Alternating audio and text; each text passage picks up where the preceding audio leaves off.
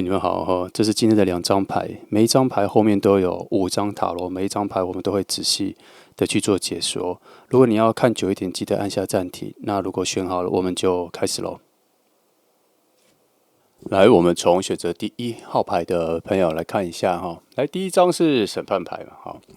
那我们今天的题目是它什么时候会出现嘛？我们对于时间上来做探索啦。所以审判牌这边说，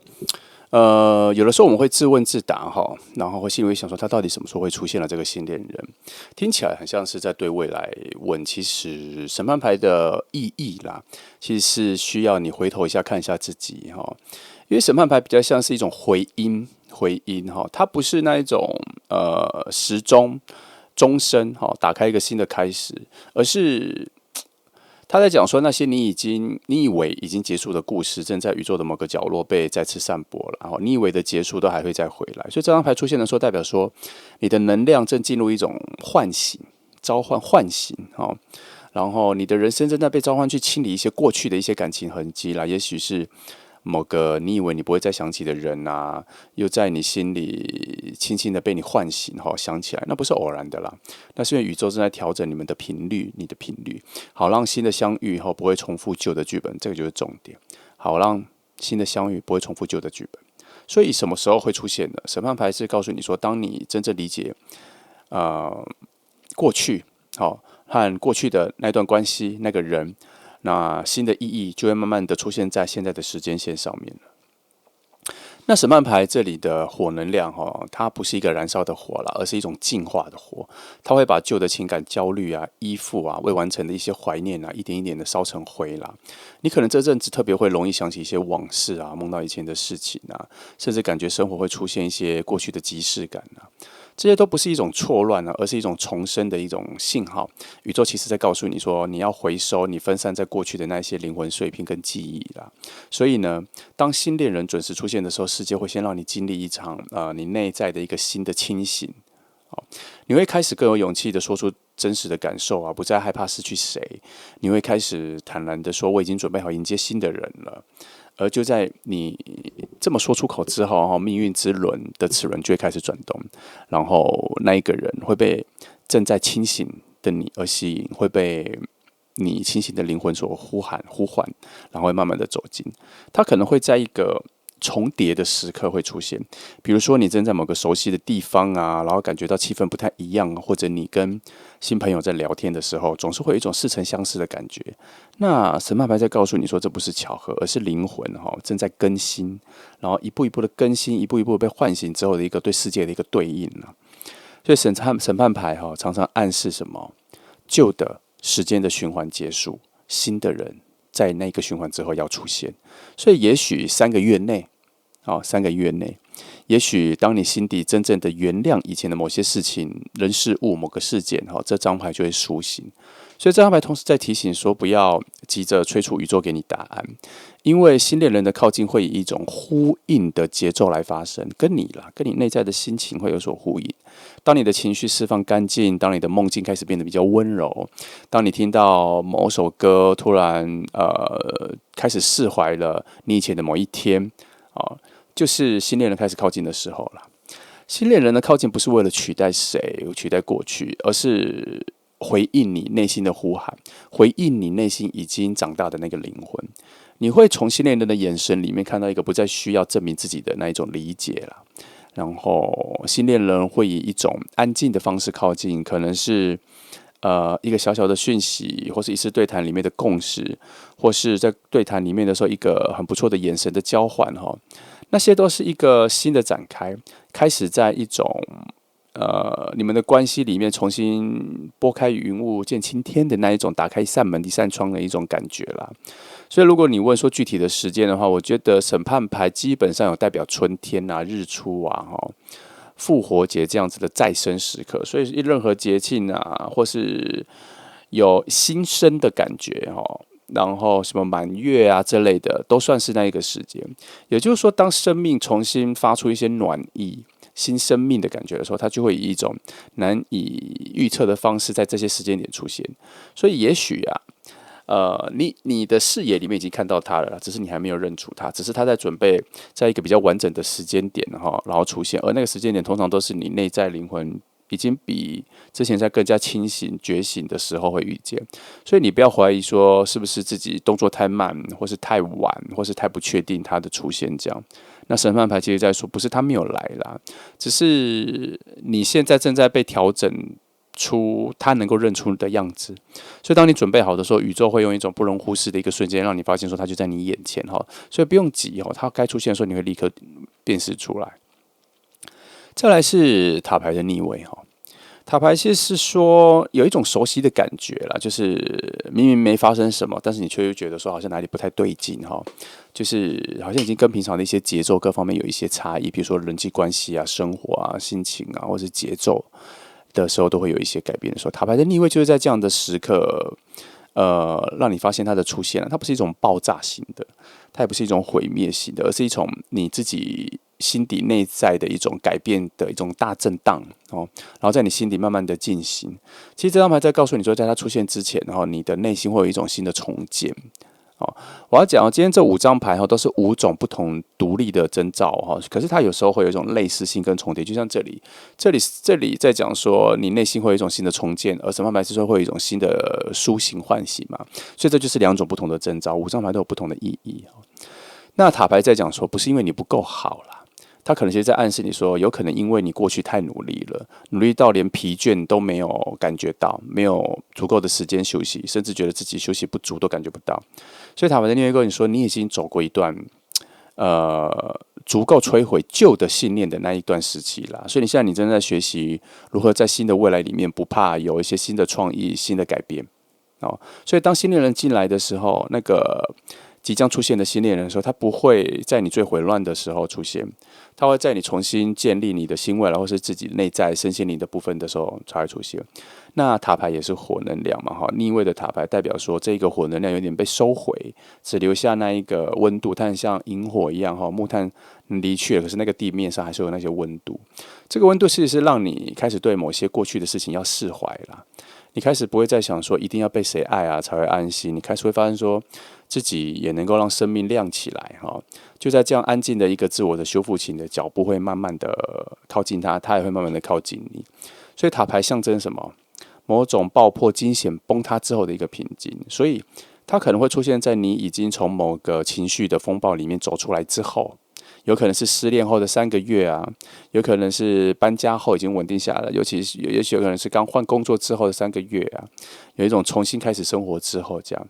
也可能是有一天你突然灵光一现，有一个直觉很强，就是我也不需要再被谁拯救的那一个瞬间所以命运就会悄悄的在整个宇宙得到某些讯息而产生震动，但是宇宙让你的频率开始对准它了啦。我觉得塔牌的逆位意味着说你不会再用剧烈的方式遇见它，所以这一次我觉得不会是那种电影式的相撞啦，不会是那种闪电劈下来的瞬间，反而是那种很平凡的场景一个午后的对话，一个平静的合作啊，或是一个共同的兴趣，但你会感受到一种稳定的惊讶，像是心里的那一座塔正在缓缓的崩塌，然后有光会慢慢的透进来。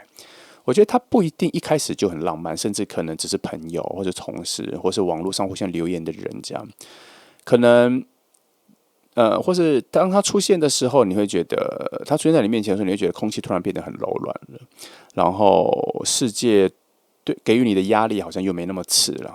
所以他会用一种很温柔的方式提醒你，或是跟你说话，告诉你说，原来新的爱靠近的时候，不会再像以前那样的痛苦了啦。原来新的爱来临的时候，可以比以前再更加平静。所以你最近常做一些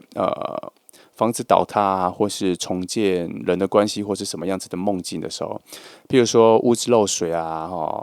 墙壁倒塌啊，或是梦里在搬家，其实那都是塔牌逆位的一种象征啊。宇宙在用潜意识帮你整理你自己内心的空间，好让你有一些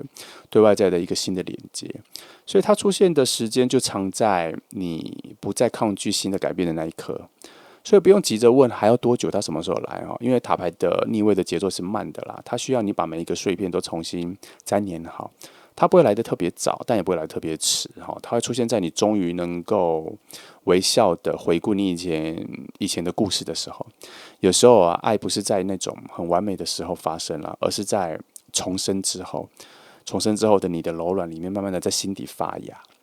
所以塔牌的逆位其实在提醒你现在的很多的安静啊，没有什么特别的事情发生啊，其实不是一个空白啦，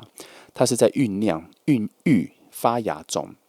因为它正在靠近新恋人正在靠近，然后你只要安静的整理你的生活，然后开始喜欢你自己的模样，会在这一个你在转换的过程里面，它就会出现。然后等到你不再怀疑爱是否会再次造成伤害，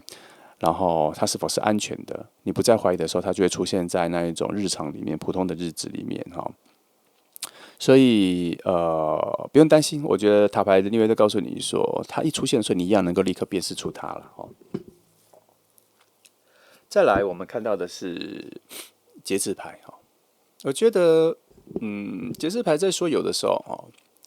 命运呢不是要你拼命去找到谁啦，我觉得它是要你去学会去稳定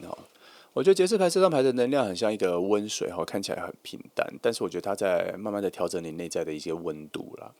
好让整个宇宙安排的可以很顺利，让能量流进来。所以当这张牌出现的时候，代表它会在你学会与自己和平共处的时候出现，不是最热烈的时期啦，也不是最孤单的时候啦，而是你刚好觉得说我现在这样子也挺好的那份安定的气息会成为你召唤它的那一份光芒啦。节制牌本来是属于火嘛可是因为它里面还是有一些水能量的感情嘛，所以它会让情绪跟理智会慢慢的平衡，让你不再被一种很极端的感觉做拉扯。所以这段时间你可能会发现自己不会那么急着想要谈恋爱，也不再需要证明自己什么。你开始会早起，然后会喜欢一个人走路散步，想要用心的照顾自己的身体，想要好好吃饭这些看起来是微小的变化，其实就是你的能量正在干嘛？调频，宇宙要你稳下来。因为只有稳定的心你才能够接受那个人发出来的讯号啦。所以节制牌意味着说灵魂的融合，所以它的出现呢，多半不是突如其来的一个事件，而是长时间累积的一种默契所以你们可能早就已经擦肩而过了啦，只是那个时候的频率对不上。也可能你们正在被安排在某个缓慢的靠近的轨道上，比如说工作啊、朋友啊、兴趣啊、同样的习惯所以当两个人的节奏变得一致的时候，那个命运线就会开始亮起了，就连接起来了。所以如果你最近开始生活开始有一些规律或者有一种慢下来的感觉，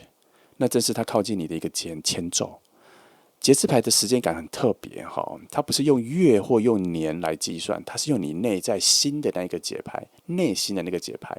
所以当你的焦虑转换成一种信任，你的等待变成一种期待那就是宇宙在说差不多了新恋人可以出现了信任未来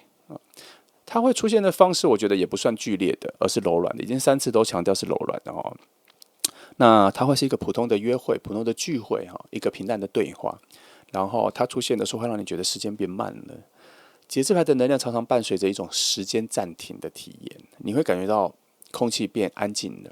世界在那一刻只有你跟他然后不是偶然的，然后灵魂会互相认出彼此。所以节制牌也教你一件事爱不是一种冲动啦。我觉得你跟他互相遇到的时候，会有一种很强烈的共振节制牌在讲这件事，它不会让你带来一种失去平衡感的感觉，反而会让你觉得好像有什么东西被平衡起来了，稳定起来了。它会是那一个你可以放松、自在呼吸的人，不需要在他面前假装，不需要迎合他，在他面前你会觉得自己是可以慢下来的人。这正是节制牌他每次出现的时候，我觉得他内在的祝福就是这个东西，他会让你们两个人找到节奏上面的高度的平衡，然后让这份爱在这份平衡里面自然诞生所以如果你想知道他什么时候出现，我觉得节制牌给的时间暗示比较像是说，当你的生活开始觉得有一些有秩序的节奏出现的时候，例如新工作开始稳定了，或者现有的工作开始找到了一些轨道，然后你开始觉得照顾自己很重要，还找到了方法然后一个人的时候能独处，也不太害怕寂寞的时候，节制牌就告诉你说，那个时候能量已经在安排他慢慢的走进来了，会让新恋人慢慢的成为你生活的一部分它不是用来填补你生活中的那个空缺跟寂寞的角色啦。我觉得它会出来的非常自然，然后不像是会有烟火也不像是会带有一种什么头衔或什么东西，它就是一个静静的湖水，慢慢的靠近漂移所以你要记得，它出现的时候跟你对话的时候，你心里的浮动不会很大，你会得到的是一种很强烈的平衡跟平静。这个是它出现的时候的讯息，你会知道说这没有任何的 drama 跟戏剧性的一种东西，而是你一跟他聊天的时候，你发现说平静到你觉得这是一个可以长久相处下去的一个相遇。因为节制牌会让你准备好，也会让他准备好的时候才会相遇啦。所以当两个人的生命的节奏调整在同一个拍子的时候，命运就会把你们放在同一个画面里面。所以不要急哦，现在的平静其实就是走到相遇的路径，一个路途。节制牌说哦，它会在你最平衡的那一天出现，会带着一种让你安心的温度。你不需要改变方向哦，只要继续让自己安静、专注、柔软就可以了。所以爱在往你身边靠近，你不要急，因为宇宙能量也不急，它只需要你在最稳的时候开始回个头、抬个头，看个方向，你就会刚好看到它，然后你就会知道是它了啦。再来第4张圣杯9圣杯9常常被我们称为是心想事成的牌嘛，但是它其实不是在说梦想实现，而是在说当你开始真心觉得自己已经够好的那一刻的时候，宇宙就会偷偷帮你不断的实现愿望。圣杯9就是这个东西。你仔细看它牌面上就是有9个圣杯，然后他一个人坐在中间，非常满意嘛。这就是在讲是真心觉得自己已经够好了。所以它会出现的时候，就是你不再焦虑人生的时候，不是你最漂亮或者最努力、最热烈的那一天，不是哦，而是你那一天感觉到自己最自在、最喜欢自己的那一天。那天你可能穿着让你自己很有松弛感的衣服，听着音乐啊，喝着喜欢的饮料，吃着喜欢的东西，这样那天你突然觉得，其实现在的生活也挺棒的，挺可爱的，挺满足的，有我自己就已经很好了。此时此刻，我跟我自己在一起，就在那样的片刻以后，宇宙就会微微的对你一笑，他发现可以让新恋人进来了，就是这时候。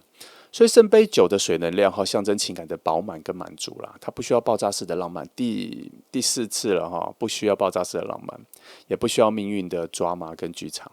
它只需要你愿意开始对自己的心温柔。当你内在的开始流动的爱跟感激出现丰厚的时候、丰盛的时候，它就会被你吸引过来。所以有的时候我们以为爱是需要去找的啦，但是圣杯9说，爱其实是被吸引过来的。当你满足到自己，当你对自己笑得很真诚，吃饭的时候开心享受，不玩手机，专心吃饭，享用食物做任何事情有热情，这些能量都会变成召唤他的一个信号所以他会在某些日常里面接收到某种很奇妙的讯息，就是在社群上面可能看到一个留言，看到一个鸡汤文，看到一个鼓励文、激励文，或者看到一些朋友的聚会，然后或是一些照片之类的，那些讯息都在告诉他说，奇怪了，我好像被什么东西吸引了。因为圣杯9它就是一张我们刚刚讲的嘛，心想事成、愿望成真的一种预兆牌，是预想牌，它跟星星牌比较不一样它是一种好像有一种邀请函所以它的出现其实没有很远，因为讯息已经它都能够接收到了。只是宇宙要确认一件事情是，你是不是已经准备好了它的到来，然后开始要享受一份新恋人。因为他为什么这边要确认一件事？因为你才刚开始觉得自己很满足，就新恋人要进来，是一种打破，是一种干扰吗？不知道。所以他这边要问说，你是否已经准备好新的情绪、新的情感进来的时候，你准备享受幸福了？因为这张牌的秘密是说，幸福不会发生在你心理匮乏的时候啦，只会降落在你懂得感恩的灵魂上面。所以，当你停止问说为什么还没有发生，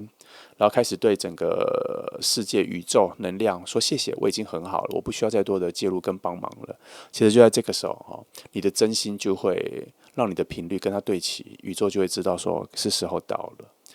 所以，你可能会在心情最平稳的这3个月内，遇到他。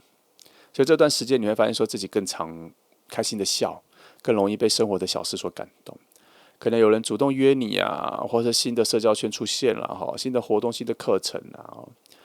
然后你都会去参与，热情的去参与。然后这些的场景的背后，其实都是宇宙为你铺好，跟他慢慢的走进的一条路啦。所以其实也就是说什么，心中越不期待期待的东西越会靠近所以可是你要真心的却不期待，觉得自己最饱满，这个很重要，这个要练习。那它出现的时候会带着一种轻盈的能量，而不是一种压力，也不是一种考验，而是一种我觉得它是一种很舒服的陪伴所以你们之间的互动会让你觉得说会被理解，会被看见，不需要努力就能做到自己。所以他可能会说，我也有一样的感觉，在他遇到你的时候。所以那句话会让你确定说，这不是幻觉，这真的是一种命运的回应。你们两个在相互动的时候就会被理解，内心会被看见，不需要特别去强迫自己去说出什么讨好的话，你就能够打动彼此，那些语言就能打动彼此，好像怎么这么慢才认识这个人。所以圣杯九提醒你不要再怀疑自己是不是值得被爱，你值得，因为你已经走了这么长的路了，你已经走到能够这么喜欢自己的路径上，你为何不值得被爱？你当然是值得被爱的。所以这张牌出现在这题里其实是宇宙想要对你说啦，再过不久你就会明白为何宇宙让你这段时间等。因为这一次的相遇将不再让你害怕失去，你在遇到他之前，你就已经不再害怕失去爱了，所以你也不再害怕失去这份新的遇见新的人。所以在这里的能量看起来，我觉得差不多，他应该已经在你身边了，只是你还没有注意到。就像我们刚刚前面讲的，你们彼此都还没有形成可以看到彼此的那个能量场。所以，也许他正在观察附近，也许他正在知道有他能爱的人在附近，他还准备靠近各种他能够去的社交圈性的活动。然后，他也许已经对你微笑过一次，可是你们两个都还没有确定但是慢慢的，这个熟悉感会出来，然后慢慢的会让彼此身上的那个光更加的明亮，然后吸引到彼此，到最对齐的时候。所以，当你一个人真的学会喜欢自己的时候，整个宇宙都会为你安排爱情。所以呢，我们不需要去催促时间。圣杯九说，你会在你最放松、最开心、最不刻意爱情的时候，那一刻，爱情就会自然的出现。当你拥有足够的对自己的喜悦你就会成为那一个任何人想要跟你一起笑、想要一起幸福走下去的人啦。所以，最好的那个能量的新恋人就会在最好的时机里面出现。那一刻，你会明白爱从来不是等待一个结果，而是在幸福饱满的时候会自然发生。再来，最后一张牌世界牌的逆位其实世界牌的逆位在讲说，有没有一种感觉啦，就是明明已经快走到终点了，可是却又觉得自己在原地打转因为世界牌的逆位出现的时候，代表说你的人生正在走向最后一圈的轮回里。那是命运在问你说，你真的准备好了要迎接新的篇章了吗？它会在你完成这一圈的时候出现，但是不是冲击的方式，而是向宇宙轻声的提醒你说，你已经走完过去的世界了啦。所以这张牌的能量是属于一种土跟宇宙交界，它来告诉你说，要整合起来。你正在学会整合所有的经验过去的伤心还有很多的错过，还有一些错误跟重来，这是一个周期性的转换。那你在整合的这个过程里面，会有很多的小小的过往的伤害再重新再袭击你了，但它不是一个惩罚，它是在这个过程里面不断的祝福你因为世界牌的逆位不是一个失败，它是在告诉你在做最后的调整，然后你内心的那些挣扎这是最后一次的机会，你的灵魂要细细的品味跟整理那些尚未结束的什么情绪。然后把这个空间整理出来之后，好让新的他能够真正的走进来了。所以你可能会感觉到有些生命上、生活上的一些延迟明明生活一切都很好，可是总觉得少了什么。那是因为世界牌这边在讲的一个新的门已经为你打开，可是你必须要先关上旧的门，新的门才能够打开。那宇宙这一次不为你关上这个门，他在世界牌这里告诉你说，唯一能关上那扇门的只有你自己，而你必须要跟过去的自己那些伤心、错过、错误重来，说一声再见，跟原谅自己，原谅对方，原谅过去的事情。所以，当旧的关系你要放下，但是其中也包括什么？旧的梦想，旧的梦想还跟随着你嘛？那你旧的自我还在旧的梦想里面嘛？这些你都要放下而放下是不再回头去领取。它不是放着，它是放下。那这就是关门的意义。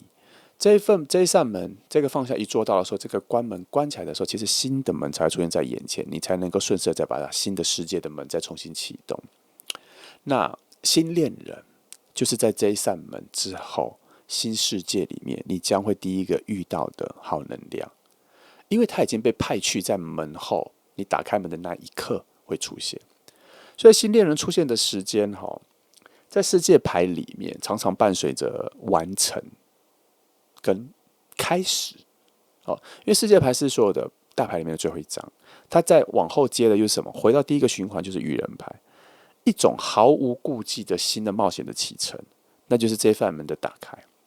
所以你必须要在世界牌的这里关上旧的门，打开新的门。但是它逆位的意思是说，好像还没有资格关上门，因为你心里的很多东西，我们刚刚讲的旧的关系、旧的梦想，还有一个最重要的是旧的自我还在哦，所以他没有办法，你必须要去把它整理完。所以他活到生活里面可能是什么？可能是你刚达成一个新的目标啊，结束一个新的工作，新的 case， 或是毕业也算，搬家搬完了，或是最小极限的是家里的家具改变，生活的时间改变，生活模式改变，起床睡觉的时间改变，或是人际关系圈的改变，这也都象征是某种你所介入的结束。这些你介入后的结束的事件，它才会由你主动去开启新的门，遇见新的人。其实世界牌的逆位它算是一个非常温柔的魔法啦。他在讲说，当你的旧世界开始熄灭的时候，自然会有新的火把、新的人帮你开启前面的新的道路。所以我觉得世界牌的逆位其实在提醒你不要害怕暂时的空白，就是什么东西都不上不下，不要害怕这个，不要害怕没有办法往前，因为这些停滞可能就是在提醒你说，你有一些你忽视、忽略的东西，你也要回头看顾一下，他们不能被你带到未来。所以这份空白不是空白，而是你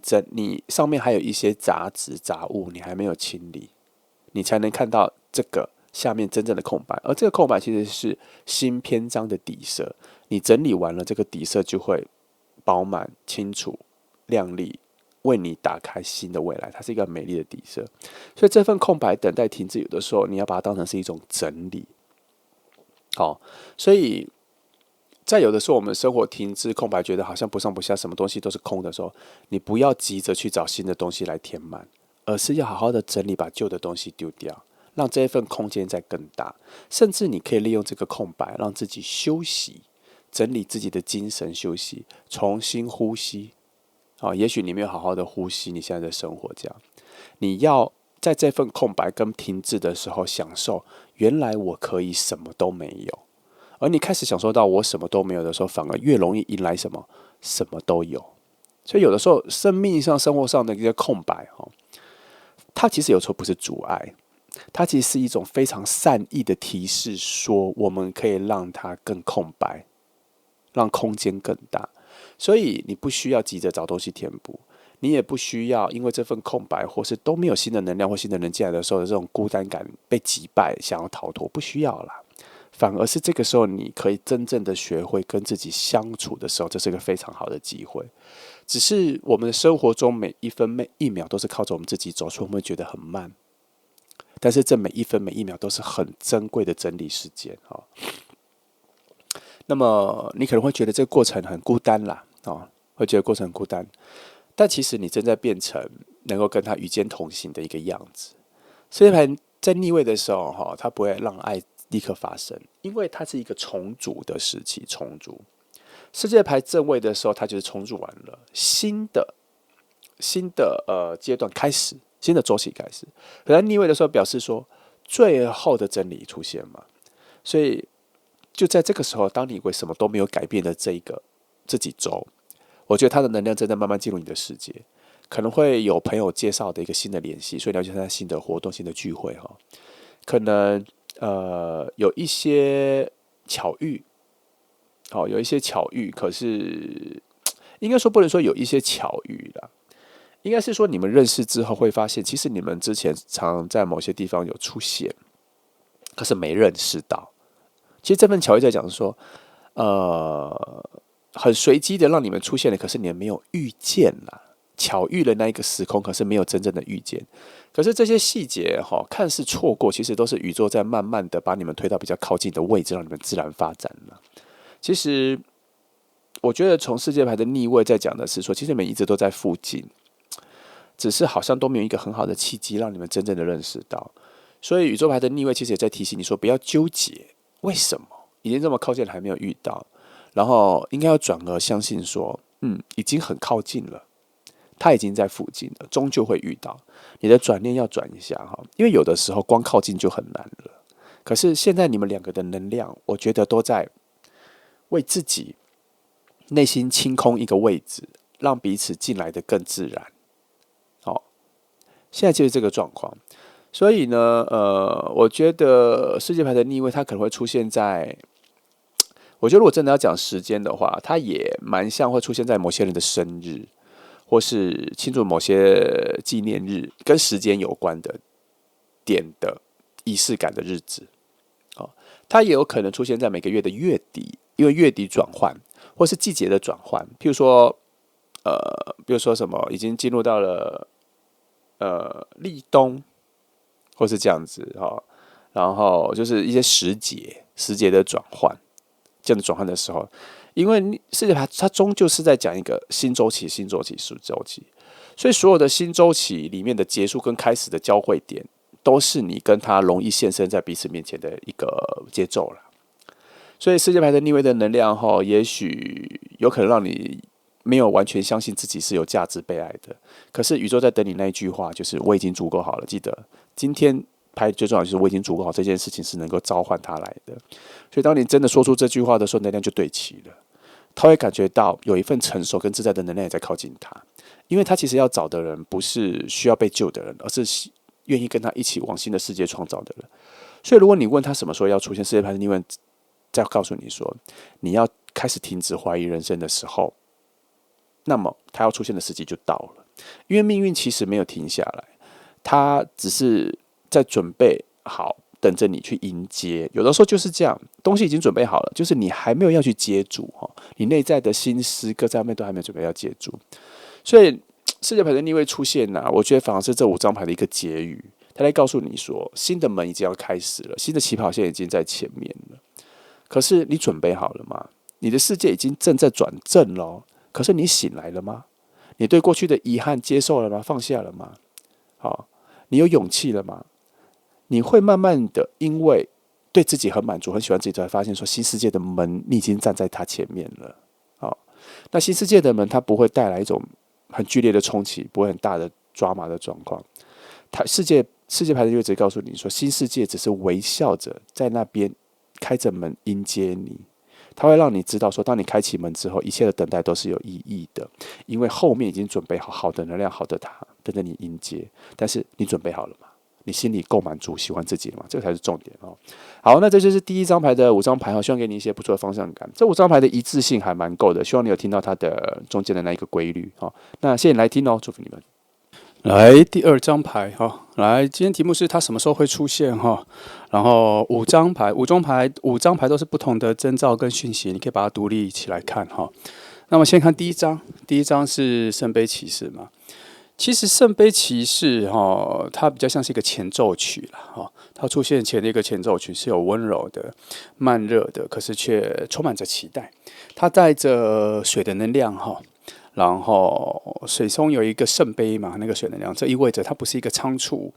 靠近的人啦，他其实是带着他已经准备好的情感才会靠近。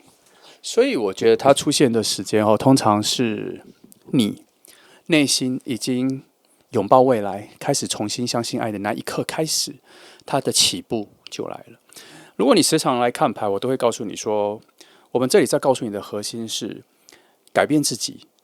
世界就会随着你改变，而不是外在的事情去寻找去改变。通常我们都在着重的是你要怎么改变自己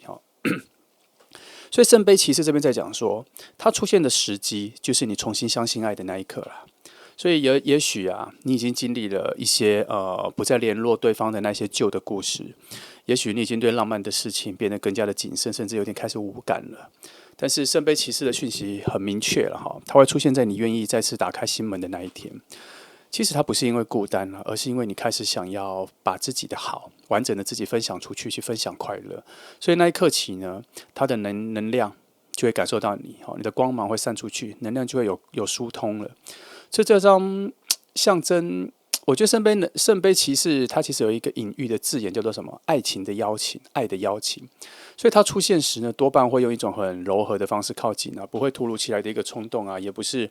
突然在朋友之间冷不防的一个告白，不会啦。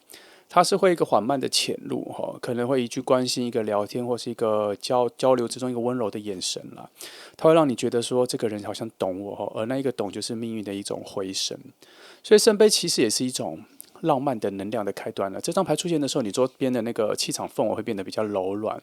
你可能会突然想到某些情歌啊，会想写字啊，写一些东西，以前很久没书写了，然后你就开始想写一些东西，然后想要重新打扮自己啊，去买一些新衣服哈，然后特别想要约朋友出去逛街啊，走走，只是希望有人陪啊哈。其实你这个就是你在开始去分享好的自己出去这样子，所以。在整个内在的话，你不是刻意想要吸引谁啦，而是你心里已经开始有一些发光的能量已经出现了，然后这道光是宇宙在这个浩瀚的宇宙黑夜里面的时候，它唯一能看到的最清晰的一个信号，所以它可能会在你开始对这个世界有好感，或是回馈这个世界、回复这个世界、散播你自己的好、分享给别人的时候，让大家知道的时刻的时候，它会出现。所以，当你愿意再相信人与人之间是有高度的善意哈，然后对人是那种内心跟表面都微笑着靠近任何人的时候，那他就会刚好在这一个时间跟这样一个节奏感里面会出现。所以，这个节奏感会代表什么？有可能朋友会带着他来跟你认识啊，也许他从朋友那边看到你的 po 文或照片，他会去留言，甚至私下会传讯息好奇你这样。那也许会你去参加的一些活动的时候，哈，刚好你一抬头啊，往远处看的时候，他刚好也往你这边来，你们就有一个轻松的微笑的一种交换。哦，因为圣杯其实是属于一种缓慢，但是非常确定的一种水能量的靠近。我觉得它不会在你最低潮的时候出现了，而是会在你整个情感都在回升啊，重新建立一些对整个世界的信心、爱的信心的阶段的时候出现。这通常都是3个月内的能量会有一些转折点啦，一个情绪的一个平稳期。如果你已经进入这个平稳期好一阵子，超过3个月的话，那它也差不多要出来了。所以那个时候呢，你已经不需要再向外界得到认可，你不需要着重于执着于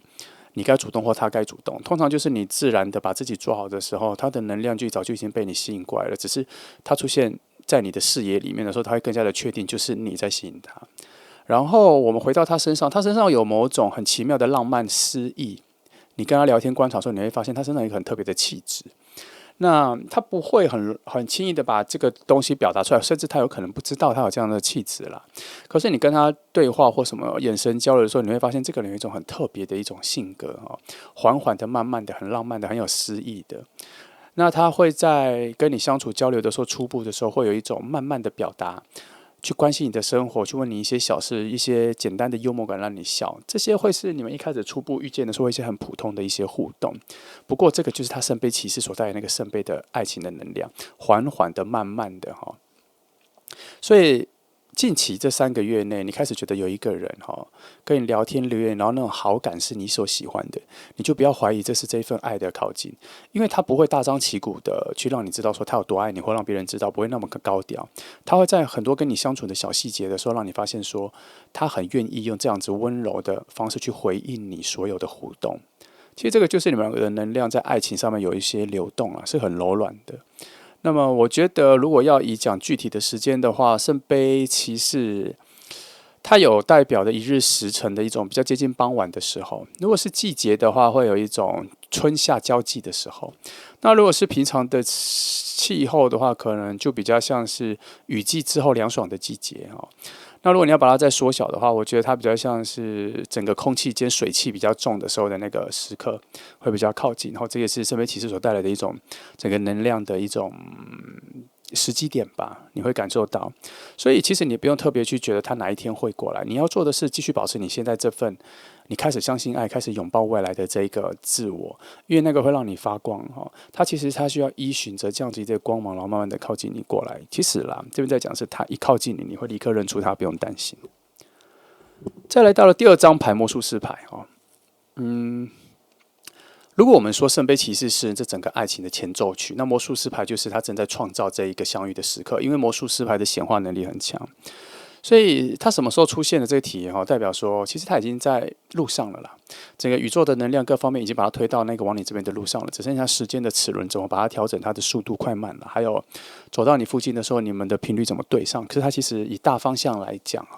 它已经往这个方向走来了。因为魔术师牌本身就关于是一种启动，很多东西启动的象征。因为它本身牌面上就指着天指着地嘛，它对天空有所愿望，在地面上需要具体显化。所以这张牌在告诉你说，其实你的能量已经准备好了，爱正在依照着你所渴望的一个方向在具体显化之中了。所以这段时间呢，你可能会对生活里面的很多东西都有感觉到很有兴趣。就像我们刚刚前面讲的，你想改变自己的外在啊，买一些新衣服、新造型、新发型啊，重整生活、重新学习什么，这些都不是随机的一种感觉这些是你的灵魂有被唤醒某一些新的生命力跟能量，所以他想要去跟整个世界做一些互动。所以你会在这些行动里面的时候开始去创造什么，去创造你的空间感，去触摸更多的空间感，参加新活动啊，参加不同的领域啊，打开社交圈啊，或是你突然发现说你以前有一些梦想没有去实践，小的大的都可以，可是你突然专注的想要去，这个就是魔术师牌的能量已经开始了。那这些东西开始有什么好处？有什么优点？就是你的能量现在越来越因为你的行动力而产生各种层次的对外更整个世界的一个什么吸引力，就是我们刚刚前面讲那个光芒会看到光芒，但是会被这光芒吸引过来，就是这个感觉。就像天上的星星天上星星这么多颗，每个都发亮嘛，每个都亮了，可是为何你就独对其中某一颗有感觉？差不多是这个，他看到你的时候，看到某种能量的吸引的时候，就是这个感觉。他知道往这个方向走，那再加上已经被推到这个路径上了我们现在要加强的是，他在你附近，你们在彼此视野里面的时候，能够一下就认出来了。所以呢，近期如果你很真心的去开始做一些你热爱的事情你的气场会变得很明亮、有魅力，然后会跟外界的互动、流动感会非常强。那它非常靠近的时候它就会立刻被你的频率所吸引了。然后再来魔术师牌，它有一些风能量的灵感，也有一些火能量的行动，所以它不是那一种突然就掉到你生活里面的人，而是它是被你的内心的能量的，你心里所想要的、渴望的，心里所期待的那一种能量所塑造出来的。我们所谓的塑造出来，是刚好配对到他，找到他。那他自己心里也有渴望，想要找到什么样子的，你们就很像是正能量的配对成功。只是现在在这个路径上要发现彼此，视野上要看到。所以从这边看起来，我觉得你们不难发现彼此啦，只要非常靠近，就很容易被找到那魔术师牌常常有一种什么人际连结啊、创造机会的这种讯息啦，所以他有可能在你某一些工作上的新计划里面遇到的新伙伴，他会出现，或是你在网络平台上面跟一些工作的互动的时候，或是线上会开线的时候，他其实可能有出现。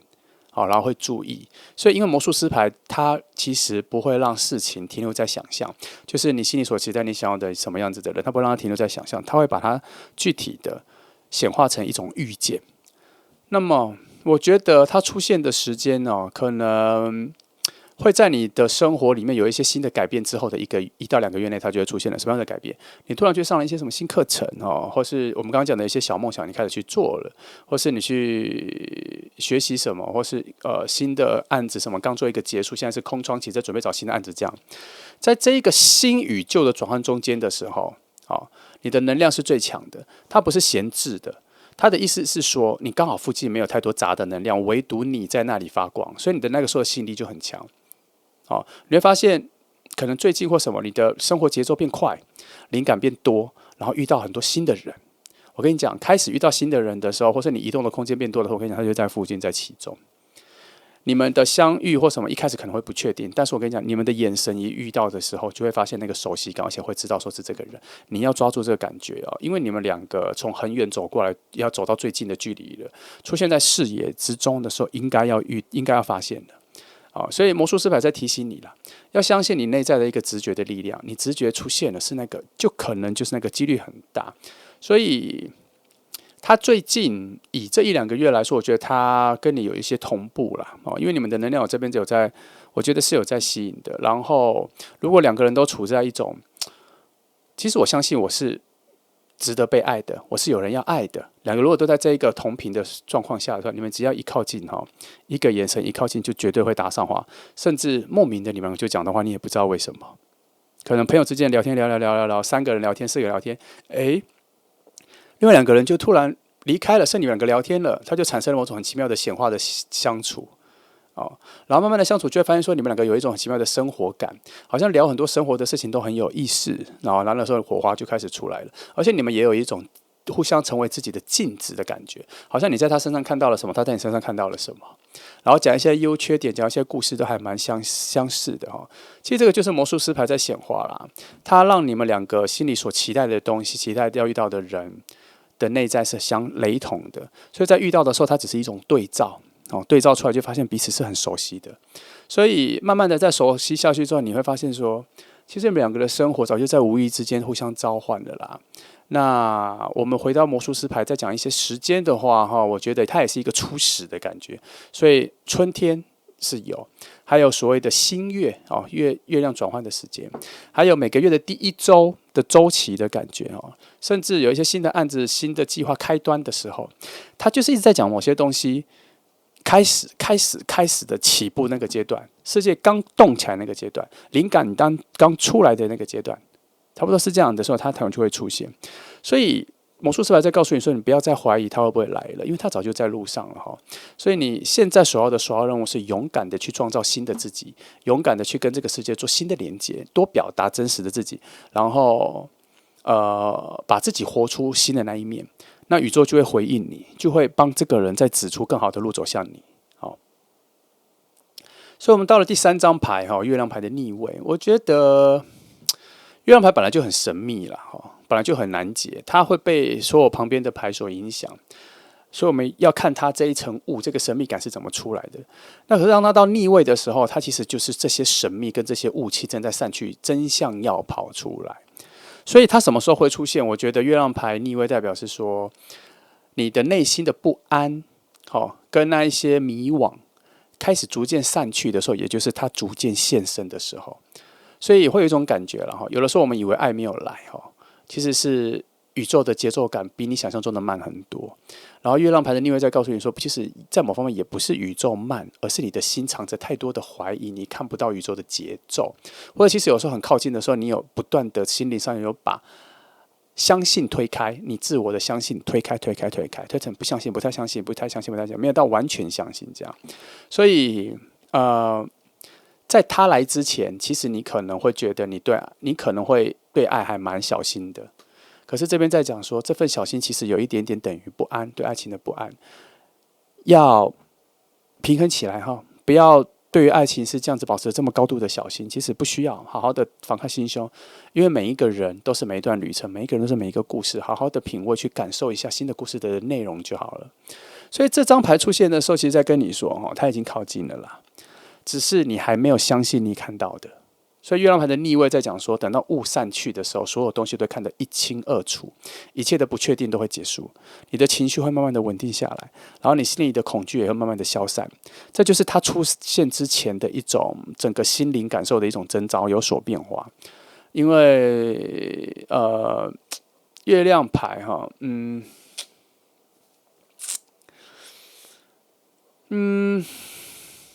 因为月亮牌它是这个水能量，它跟星星牌的风能不太一样了它这里是有一些有情绪的啦，所以当你的判断力，对爱情的判断力越来越清晰的时候，不会被你自己内在的幻想、幻觉，对爱情的幻觉所困住的时候，你就觉得那个幻觉像什么？像是我觉得爱情一定是要怎样，我一定会遇到什么样子的人。如果你不会被这幻觉困住的时候或是不会被以前过往的爱情的回忆困住的时候，你的眼睛所看到的视野是一个全新的、明亮的新视野啦，因为你不会一直回头，不会一直回头，所以宇宙就会让你在你这眼前的视野里面慢慢的出现，即便有月亮牌的雾气，可是雾气也在散去，所以它出现的时机往往应该会从不相信爱情开始转换到其实你很相信，开始可以相信爱情的这个转换期的中间就会开始出去，就是雾散的那一个时间啦。然后你开始会检查自己的过往啊，以前爱情的感受啊，然后你会一步一步的也慢慢的释怀，差不多就这个时候要进来了，进到你的世界了这样。因为其实整个能量上是有把它往你这边送来的啦。只是如果你的位置的附近雾气太强的话，它可能就只会在你附近打转，还没有一直看到你。即便它视野已经看到你，它可能只是看到一团雾气，没办法清晰的看到你，或是有很多的杂音。所以这边在讲说，它不会突然的出现在你面前，而是这已经到第3张牌都讲说，它其实早就在你的生活里面了。很有可能，因为我们的内在有点担心爱情的发生，或是觉得一定会失败，或是很难以投入。因为一旦投入了，就要承受一些可能又要再失败的一些恐惧。这样，可是如果你一直都有这些不安的话，它就只会在你附近环绕。那我觉得没有关系啦。如果你心情还没有完全放下的话，就不要急，先把那一份相信未来跟相信爱情会再出现的这个心意培养起来之后再说，因为它也没有很远。只是那一个像门一样、像围墙一样的雾气还在你身边附近所以你要开始学会平静一点面对爱情，无常一点看待爱情，然后非常诚实面对自己的恐惧。但是你要相信，你那个内在的恐惧，以前的故事不会复制，新的故事就是新的人就是新的故事了然后慢慢的要培养出自己内在，就是我不会再害怕新的爱情，我不会再害怕爱情了。差不多这样子的话，你内心的那一种开放性开起来之后，宇宙就知道怎么让这个人在这个空间里慢慢的走进来。所以你准备好了吗？你不再隐藏自己对爱情的恐惧了吗？如果已经进到这个比较好阶段的话，差不多你自己的视野也会看到它了。因为月亮牌的逆位讲的是真相的显现嘛，真相的显现，所以也差不多要跟你揭晓了到底是谁的时刻了。只怕你是闭上眼的。即便揭晓了也看不清楚，所以，我觉得如果你现在是处在一种对爱情还是有一些不安、情绪不稳定的时候，你可以花1-2个月的时间把这些改变好，因为从月亮牌跟钱牌，我觉得它在你附近，只是你准备好之后，整个宇宙能量才会把这一条故事线连起来，只要遇到故事线连起来，那你们的认识没有什么问题。一直都在提示说，你们一遇见聊天就有一种很强烈的熟悉感，所以真正的难题是你附近的那一段雾，让他没办法那么快靠近的雾，宇宙也觉得是还没时机、还没到的那个雾，其实都还是来自于我们内心的对爱情的不安、不相信、无法往新恋情的方向走去。这个是你自己内在所造成的，可是很正常，这是人性的一面，所以我们才要学习如何去柔软的面对这个现实。让自己知道说过去的已经过去了，我们要留出空间让新的光进来，慢慢去练习，慢慢去练习所以月亮牌的逆位最后是在提醒你啦，不要怀疑自己，不要觉得自己其实很难懂，你会浪费别人的时间。其实我们要学习的是在这些不安的情绪里面找到更真实的自己，就是说我就是会害怕，我就是觉得很难懂，那谁愿意安抚我的害怕？谁愿意用力的理解我？那你们来吧。其实你要找到是这个真实自己内心的真实的语言，而不是把它归纳成说，我觉得这爱情再来的话，应该不会成功，而就相信下去了。你觉得一切问题都出在我自己，我就是一个很难相处的人，所以大家都不要再靠近我，就你让自己相信了。可是这是真实的吗？这不是这只是不安。所以我们在他来之前，我们不要再假装自己很坚强了，也不要再逃避自己的脆弱了。你就微笑的面对自己说，其实这种感觉都是我最真实的自己，我接受它，我接住它。那我也欢迎宇宙准备好的新的能量快点靠近我吧，我会去体验它，这样就可以了因为月亮牌的雾终究会散去啦，所以你要赶快准备好。来第4张圣杯一如果说全面月亮牌的逆位是雾散的时刻那圣杯一就是第一道阳光照进来的那个瞬间了。这张牌代表新的感情的开始，内心会重新开花，象征你准备好接受爱，感受爱的频率出现强大的时候，他就会接受到这个对频，然后这活色的感觉会出现，它就会出现。所以到现在第4张牌在讲一件事情你的频率是引导他靠近你的最关键的事情，所以你赶快去准备好。因为圣杯一的纯粹的水能量，它是一个满满的杯子嘛，那从中有溢出来流出来，那个就是爱情的光芒。那个反射象征的爱情的流动是非常丰盛的。这张牌说的不是说寻找爱，而是要让你内在的那个爱的能量流动出去，散发出去。所以当你对生活的感觉有一种重新变得温柔、好奇、享受，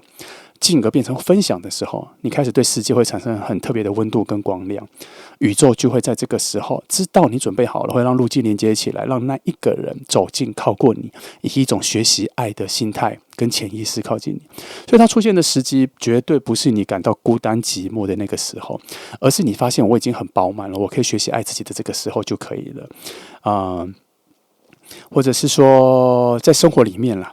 也许你哪一天笑着自拍哈，然后就 po 上去了，不会管谁有没有要看，你只要自己高兴就好了。或是你拿完开始去听一些新的音乐哈，让你觉得很好，你就分享到限动里面，你自己高兴就好，你没有觉得谁要不要听，你只想分享现在你这种活跃的自己，不太在意别人的确定跟确认。所以也许会在某一个早晨你醒来没有特别想到谁，你就觉得这个世界为了你而活，你心境非常平静，甚至不需要再靠冥想来达到平静，你就觉得很平静。这个就是圣杯一的那一个能量的波动被启动而散发出去的了。所以呢，你的心开始打开的日子越来越好，越来越开放，然后你也靠近你这个心打开的日子的时候，那也就是他靠近你的日子也在接近了。你不用刻意去主动去找他，因为命运它其实为你们的是搭了一条路，而不是一直在一些其他的能量把你们推在一起。那现在只是让这个路越走越明朗，那你内心的那个自然的温柔啊，会成为他走过来的时候一个很明亮的光芒。他知道前面是一个无限希望的路径，他就会往那边走。那他的生活上会感觉到什么？他也觉得他好像在生活里面好像逐步靠近了某种吸引力，只是他还在探究是什么？是人吗？是事情吗？是场合吗？还是哪一个日子？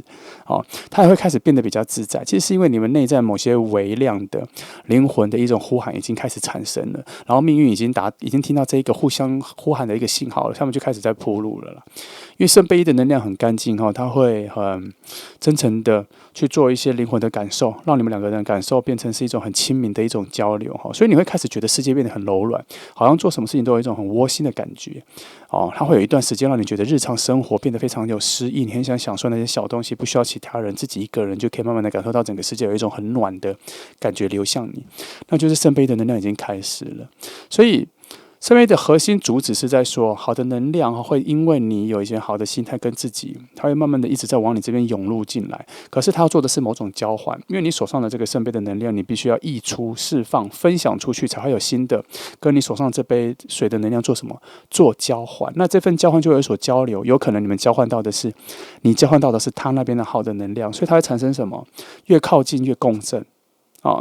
那么，如果以时间上来说，这边又再讲一次，又是春天的开端，又是一个循环的开始，又是一个新的季节，或是气节的交换，都是一个转换期。这边又再讲一次，所以你们期待每一次的各种时节转换因为你们的遇见，你们现在的路径上慢的就只有遇见的时间，可是遇见一下就能够认出来，这个就没有问题。好像你们之间没有所谓的遇见的阻碍，好像要花很多心思才去确定是这个，好像没有。然后一靠近的时候，会有很奇妙的熟悉的情绪，相同的情绪，然后可能会有类似的兴趣，喜欢去的地方，然后它不会出现在你觉得你很缺少爱的状态里，它会出现在你正在很爱自己、很饱满的爱，然后还有多出来的爱愿意分享给别人的时候的时间里面会出现。那他的主动性会出现，因为你散发出来的能量让别人觉得很好，所以他一看到你的时候，我觉得他会有一种很直接的问候，甚至在网络上他可能就直接传讯息给你了，而且会很明朗的，不会有一些很隐藏的，譬如说传给你讯息结果你点回去看，发现他的那个账号什么东西都没有打开，他不会。他传给你讯息，你再回去看，就发现他很多的东西都已经很明朗了，他是谁，他做什么，他给你的第一份感觉是什么，甚至有可能在第一次的对话里面，私下的对话、讯息的对话，就有可能会直接创造出第一次的邀约，很自然的。因为主要是你那个时候的内在的对于爱的感觉是很饱满的，对于未来也是充满信任，愿意拥抱未来的那种感觉，所以它的出现跟你其实在对频的两个人都在很好的状况里面产生一种互动交流，然后甚至你会觉得说，即便这样子相约出去，也不用刻意的打扮，你就准备好你自己真实的自己，一切就很自然的去认识一个人。然后世界就会变得用这样子的一个柔和温柔的方式，让你们两个突然接近。然后在最接近的时候，你就发现说真的是这一个人，他会有一种很清晰的直觉会出现那么再来到最后一张牌权杖一啦圣杯一讲的是爱情流动的开始嘛，那权杖一讲的是什么？火花被点燃的那一刻。所以这张牌象征某种行动命运的启动所以除了刚刚我们在圣杯一那边讲到说，那个爱情的能量很饱满，你爱自己那一刻开始的时候，他其实在这边权杖一讲的是什么？你每天都准备好迎接新的开始，新的一天的生活的那个心境开始的时候，那你就主动的打开了你们两个相遇的开关跟那一扇门，还有可能就是你地面上踩着某种输送带，或机场输送带那种，或是手扶梯这样，把你们自然的送到彼此面前。但是心意上、心境上，你要有一种很乐观的感觉，就是我愿意迎接每一个新的一天，永远每一个明天都是全新的，我不会再拘泥在过去。这种内在的心意会产生某种对未来的创造力、动力、新的生命力。你如果内心已经开始进入到这个状况的时候，你们的相遇真的是不晚了啦。因为这边有在暗示说，你逐渐或是现在内心有一种很不错的内在能量正在觉醒中，然后会让你这段时间或是接下来一段时间，你会觉得你的生命特别有干劲，你会很想做非常多的东西，很想去出门看看这个世界，很想去散步边走边看看路上的人也可以，甚至对于一些成长来说，你会想学习新的东西，然后想要改变环境，去做一些你没做过的事情，甚至你突然有一种直觉，就是我现在的生活已经很好了，但是我想要活出更精彩的生活内容。那这些心境出来的时候，就表示它真的很靠近的一个预兆出现了。为什么？因为这个心意、新的生命力靠近，是因为它的能量跟你这边的能量的范围周边已经在重叠了，有一些熟悉又还没遇过的能量，已经在你的生命里面在串流，所以你会发现说，你好像有一种好奇，想要去往外去寻找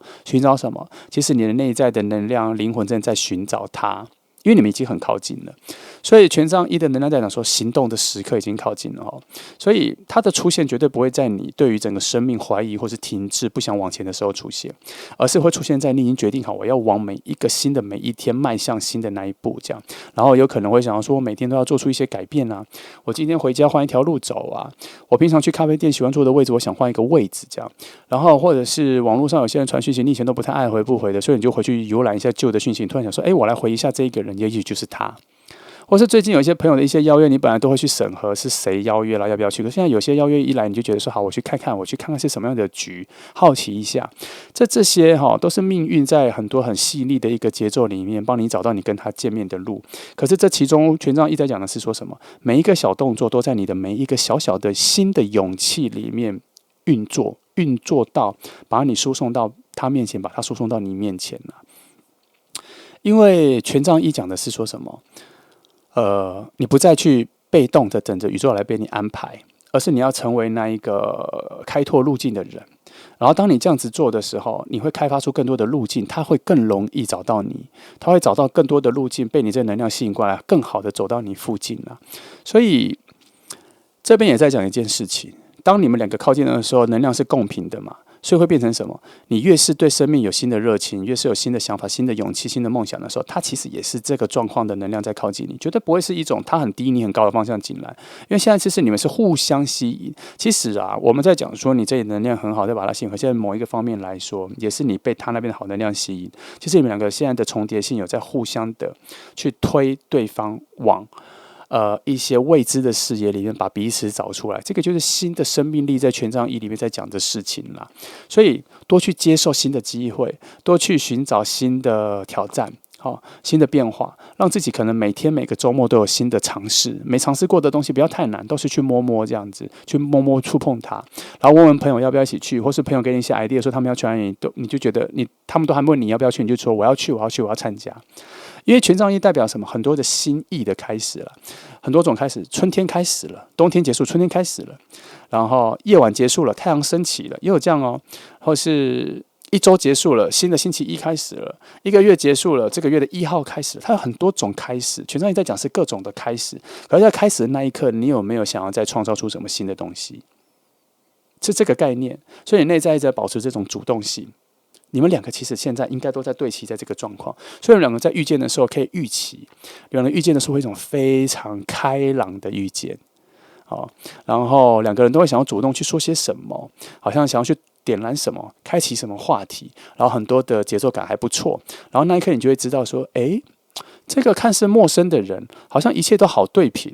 好像早该认识了，怎么在这么近的距离，在一个范围里面，你们怎么都没有遇见？其实那个原因是什么？你们两个都还没准备好了，在之前。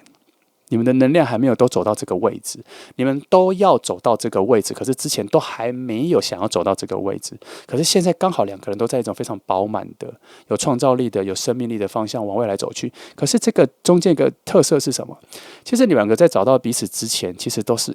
处在一种也没有那么渴望爱情出现，而觉得自己一个人独处，只爱自己就已经够好的状态里面生活着。其实那就是一种无所欲求的状况，所以好的能量才会在这个你们所释放的空间里面所进来。你们原本对于一个未来的爱情、未来的人有留下一个位置，可是你们现在都觉得说不用了啦，那个位置也没那么重要了，我爱自己就好了。结果那个位置就完整的释放出来了，然后好的能量宇宙就安排好路径让你们两个靠近，而那个位置就被看到，两个人就会进去，好的能量就流进来了，那个路径也就帮你们开起来了。所以啊，权杖一在讲的是什么？当你真心的在内心告诉自己说，我愿意再拥抱一份新的爱情进来的时候，我已经准备好迎接了。你内心真心的这样讲的时候，其实权杖一的能量就帮你把那个齿轮转动了，然后你只是会不知不觉去沿着那一个寻找到他的路。去找到他，他也是，你们两个差不多越来越共频了，所以你生活上那些新的活力的感觉才会跑出来。好，再期待一下。好，那这个就是2号牌的所有内容哈。2号牌的整个状况，我觉得是非常高度乐观的，正能量很多的，所以你要保有自己内在那个正能量的饱满度，要持续下去。好，差不多我们两个就会互相遇见了，就会看见了。那就这样，那谢谢你来听了哈，那祝福你哦。